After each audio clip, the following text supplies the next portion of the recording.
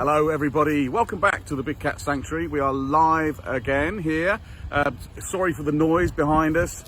We showed you last week, but again, we're going on great guns. We're building our new Jaguar enclosure, which is going to be ready very, very soon, we hope, if the weather lasts out for us. We're again with the lovely Dan today. Hello everyone.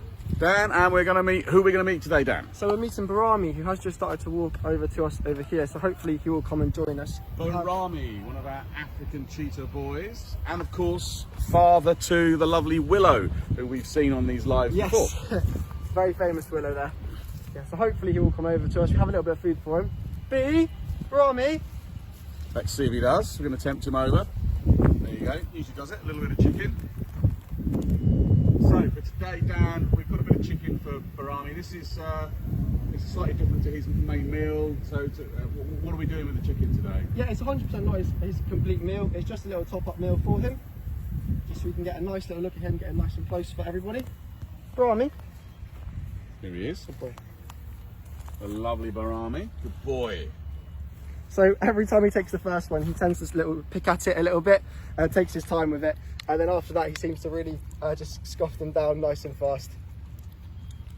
So for the guys at home, Dan, maybe just a little bit about Bajrami as a cat, as a character. And we know he's a cheetah, but a little bit about his history here and who he is and what sort of cat is he? Yeah, of course. So Bajrami is a 10-year-old cheetah. He was actually born at Borås Zoo in Sweden before coming to Paradise Wildlife Park, which is our sister site. He arrived with his two brothers, Martin and Keen, and he arrived there at the age of 2 years old, and then at the age of 4 years old, he came down to us here at the Big Cat Sanctuary, and he has also been a breeding cat. So we obviously know the lovely Willow.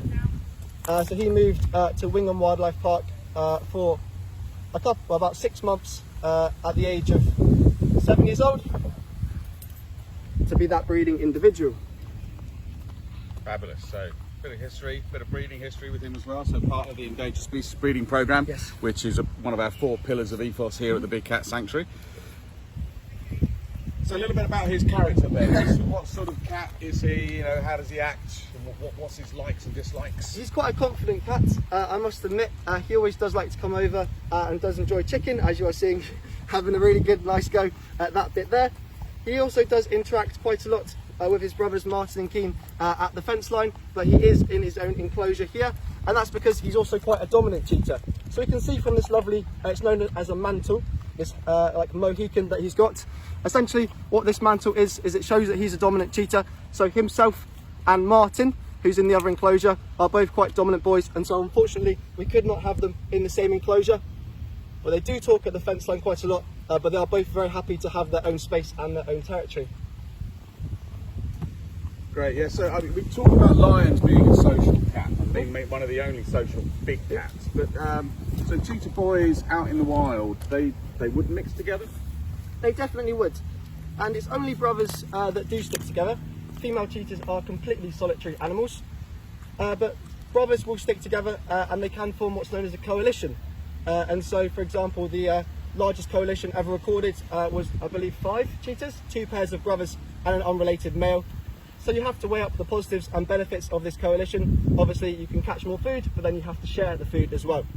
But they do hunt together and work together very well in the wild.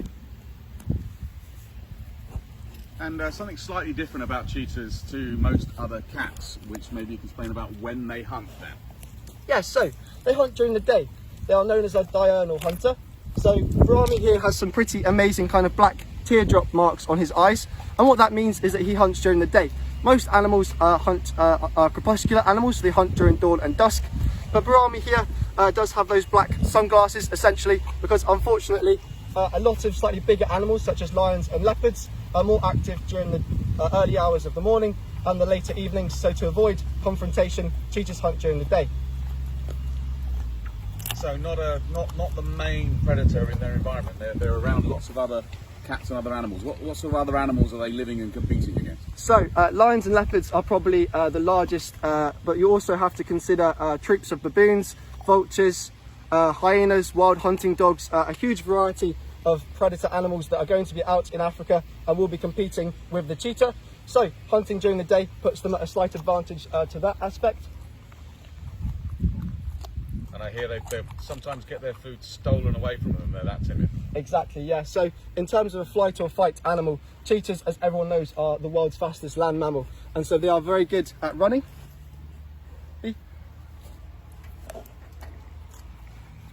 But what that means is they don't have much muscles on them to defend a kill. And so if a slightly larger animal is going to come and try and take a kill off a cheetah, it's going to run away. Because if, for example, if they were to have a fight or break a leg, that is going to unfortunately be the end for a cheetah in the wild. And that is one of the most questions we get asked the most about cheetahs when we come here. Everyone sort of seems to know they're the fastest land animal, but the speeds that they can get up to, and also maybe tell the guys at home that don't know, that's not constant, is it? No. So a cheetah can hit 70 miles an hour. I believe the fastest ever recorded was about 74, 75. Normally they hunt between 50 and 60 miles an hour.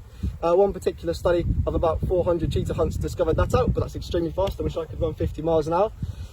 So they can go exceptionally fast, but they can only hold this speed for about 15 to 20 seconds. So built for speed and agility, which is one of the reasons why Bajrami here is a mascot for the DS Cheetah team and sits proudly upon a formulary racing car that goes around the circuit winning races and winning championships. So what are the other adaptations of a cheetah that it has for speed and agility, Dan? Oh, they've got loads of really amazing adaptations. So they have quite a small skull to help with weight loss when they're going that fast. Also an enlarged heart, enlarged lungs, and also for an animal that spends the entirety of their life on the ground, they have quite a long tail. And they're going to be using this tail as like a bit of a rudder. So when they are running extremely fast, their tail helps with wind displacement as they are going at those top speeds, because obviously their prey is able to jump side to side quite quickly. So a cheetah can rotate its tail and then change direction really quickly. Amazing. Hear that crunch? Crunching through the bone there. Dan, just you mentioned the mantle that Bajrami has on his back there. Now, is there something special about what cheetahs have with that mantle when they're a bit younger? Yeah, so a cheetah's mantle stretches the whole length of their body when they're younger. So Bajrami, because he's a dominant cheetah, he has retained that top part of the mantle, but a little cheetah cub will have a mantle that runs the whole way down the length from the back of their neck all the way down to the base of their tail, and that's helpful for blending in with the long grass.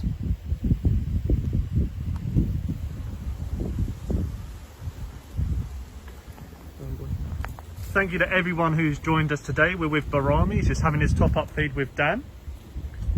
If you're enjoying the content, leave a comment, maybe give us a share. Send us some stars to show us your support as well. So Dan, Bajrami is 10 years old. Yes. Is that old for a cheetah? It's very old for a cheetah, so he's a bit of an older gentleman, but he's doing really well, bless him. So in the wild, cheetahs are going to be doing exceptionally well, living past the age of 7. And so Bajrami, being 10 years old, is doing very well. Unfortunately, because they get picked on by pretty much everything out in the wild, the genetics of a cheetah mean that they do not live as long as other animals and cats out in Africa. So in the wild, what would you say are their biggest threats?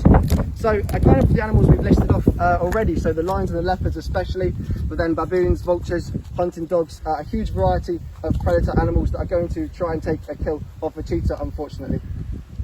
And outside of their natural threats, Dan, what's the status of this cat in the wild, and why are we thinking that they're becoming more threatened? Unfortunately, this is actually Africa's most endangered cat, and so there's less than 7,000 cheetahs in the wild at the moment, and one of their main threats, as well as all the predators out there, is actually the pet trade. And so we support the Cheetah Conservation Fund, and they suggest that about 400 cheetahs a year are actually taken out to be a part of the pet trade. And they're doing some amazing work with a safe house in Somaliland to look after these beautiful animals. It's amazing. Had enough chicken for today. Bajrami's having a little wander off. Looks like he's had enough chicken. Maybe it was just at the thought of being involved in that, he gets a bit miffed about that trade. He wants to stop it in the same way that we do. So, and that's great. When you're supporting us, ladies and gentlemen, you also help support our conservation partners in the field. So if you're becoming a member, if you're donating, if you're giving us Facebook stars even, then actually you're helping us combat the threats that cheetahs, or the wild cousins of Bajrami and all his brothers and his daughter are facing out there in the wild. So thanks very much for getting involved. Becoming a member as well also gives you a chance to come up. We have put some small scale events on. As you know, we've had to postpone our open days, but we have been able to move around with the restrictions and with the guidance that we've got to be able to put on some amazing members days in September. So they're small, they haven't got the razzmatazz of the open days with all the rides and everything going on, but they are a chance for our members to come and see the wonderful cats like Bajrami and talk to keepers like Dan, who are looking after them every day and have expert knowledge about these cats and the conservation threats and what we're doing to combat those in the wild. So join up, become a member, and that will give you exclusive access to those membership days when we will have our very own Giles Clark here as well to join us. But it looks like Bajrami has wandered off to do his own thing, which these cats are allowed to do. So we're going to wander off as well, I think. Dan, thanks so much for all your information today. Thank you to Harry for filming behind the camera as well. Thank you very much, everyone. Okay, thanks everybody. We'll join us back here again when we'll go live another time at the Big Cat Sanctuary. Take care. Bye-bye.